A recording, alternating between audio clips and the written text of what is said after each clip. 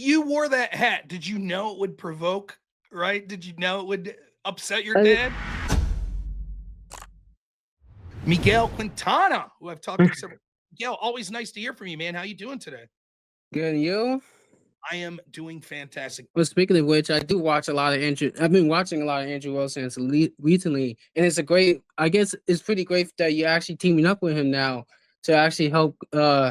With your situation, and I think it's a great opportunity because Andrew is definitely a force to be reckoned with. It's not someone it's someone you definitely have to be prepared to debate because if you're not prepared, you're gonna look really stupid. You're probably gonna spurg out. In fact, that's actually what happened last week Friday. I went to my dad's house last week Friday for my stepmom's birthday, and since I wore the dark MAGA hat, since I was a fan of Elon Musk before him joining Trump, and the fact that and I was already a fan of Trump already because he's someone who doesn't give a crap about what people say, and the fact that they teamed up together was amazing. But because I wore the hat, my dad spoke out on me, and I was trying to debate him. But of course, I used some of the same tactics that Andrew Wilson had used, and basically kind of shattered my dad's worldview and started speaking out, saying that he blames Donald Trump for everything that's going wrong in his life.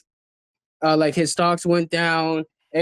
Some his health insurance is extraordinarily high. The medicines are too high.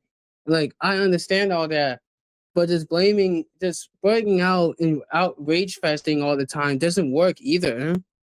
Yeah, I And he mean, pretty much I mean, he, it's fun. I will say this. My advice to people is there are relationships in your life that sometimes you have to pinch your nose and deal with them. Your father would be one of them. yeah. I'm fortunate enough that the people in my immediate family either don't care about politics or they agree largely with me. So I don't have anyone in my immediate family. I do have one aunt who I dearly love who absolutely despises Donald Trump and has an irrational hatred of him.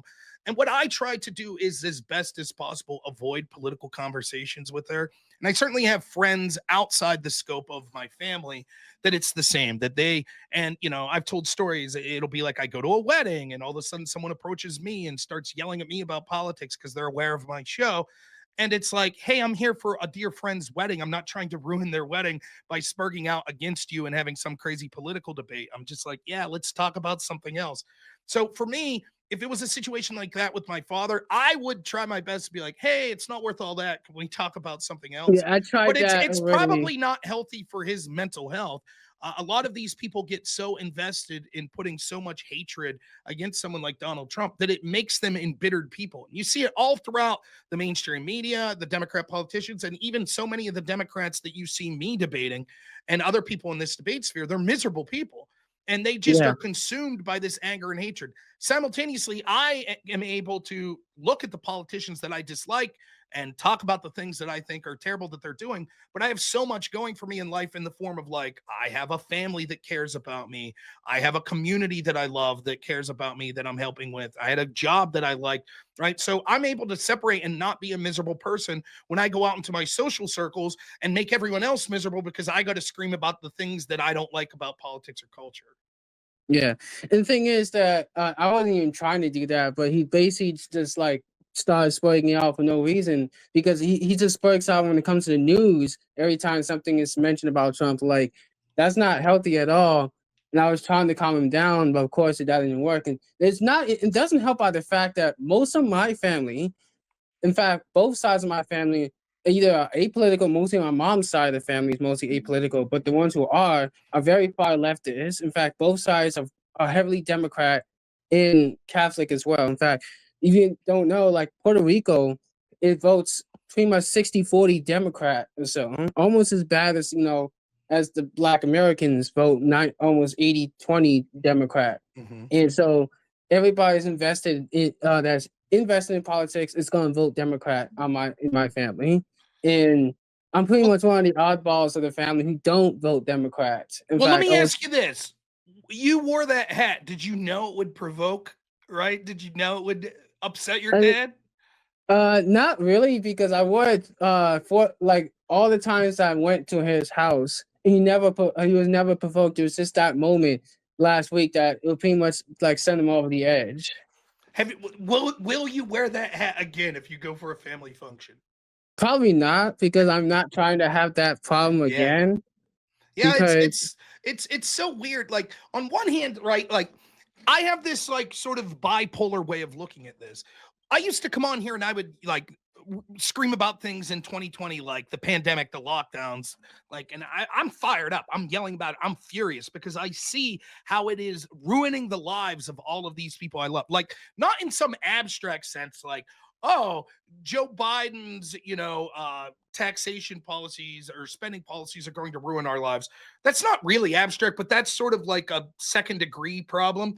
Like, we're literally saying you can't go to work, your kid can't go to school, you can't go visit your grandma in the nursing home. Like, this is authoritarianism to the max, and it's ruining these people's lives. And I'm furious. And I have all these people, like, as I'm doing these videos, like, well, why are you so mad? And I'm like, why aren't you? That's the problem. The fact that you people aren't furious is why this stuff was allowed to occur in the first place. yeah, I Simultaneously, witnessed how bad the simultaneously COVID though, pandemic yeah, was. simultaneously though, right, with that is this sort of idea that I'm not trying to go out of my way to like shoehorn that anger about those situations in personal situations in my life where I know that it's going to upset sort of relationships that matter to me, like my immediate family. And so it is definitely a fine line to walk because it gets tiresome when you're the person, because of the way our culture has been for so long, you're expected to bite your tongue. You can't talk about your political beliefs if you're right wing. You can't talk about your political beliefs if you're MAGA. But the lefties, the anti-Trump people, they'll bring it up right to your face at a wedding, at a ball game, at a family reunion, at Thanksgiving dinner. They'll throw it in their face like, well, we're just entitled to do this because we're morally superior to you. And so it gets frustrating. I get the feeling of being like, look, if you're going to do it to me, I'm going to do it to you. But still, I say, particularly with the relationship like your father, like I wouldn't intentionally provoke it. If it's a situation where he's constantly on you and you're not doing anything to provoke it, that's different. But I would, of course, every situation is different. Personally, for me, if that was my father, I would do everything in my possibility to sort of not talk about politics and focus on the connections that we had because I wouldn't want to lose that important relationship of a father-son relationship. But Yeah, and the thing is that I have friends who are very left leaning who have debated, but we always end up finding a middle ground. And even though we disagree, we still find some sort of commonality with each other. In fact, I like to debate these left wingers sometimes, especially my friends, because it helps sharpen my worldviews. Like it helps challenge me because sometimes I may be missing something and I have to like work on it. But the fact that my dad decided to go on that route, like, yeah, I can see why people like Andrew Wilson always gets this types of people spreading out towards him because I don't have to say much. I don't have to be loud or say something provocative or offensive to have them to spread out or whatever. And that's just insane. But then again, it's not surprising given that Democrats have been so outraged to the point that they're literally burning their brains being outraged all the time. Like you see, like you mentioned, from 2016 to all right now, still going by the same playbook over and over and over again.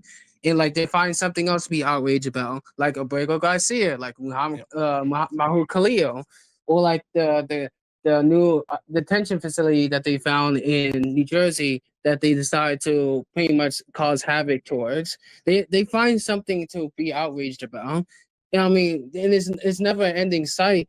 And people are just gonna get tuned out from that. In fact, a lot of people I know are tuned out from that because it no, just feels like I totally agree. And so, on one hand, I'm proud of you when someone's spurging out against you to just be like, hey man, or like I don't need to listen to this. But on the other hand, I do feel honestly terrible that it's come to that, the relationship between a father and son. So I wish you the best. Thank you so much again for calling in. I got some other people on the line, but going to oh try to be doing a call-in show like every Friday. So I'll give you the last word here, and then we'll get to the next caller. So go ahead. well for people reference just look for me on Twitter called Mikey the Fourth WX, and I already followed you already on Twitter, but I do posting on weather and on politics. And of course, I've already been blocked and blacklisted by some of the weather community already because they're very far leftist and they pretty much have blacklisted me because I called them out for their bullshit. That's interesting. But yeah, thanks so much, man. I'll be doing call-in shows probably most Fridays, so hopefully we'll hear from you again. And thanks for calling in so many times. I really do appreciate it, man. And good No luck. Good problem. luck with your relationship with your dad. I know it sucks to sometimes have to like bite your tongue, but maybe it's worth it to salvage a relationship with your dad. So thanks so much, man. Yeah, it's not gonna break up anytime Good. soon, so we're good. Good. I'm glad to hear it, man. All right, take it easy.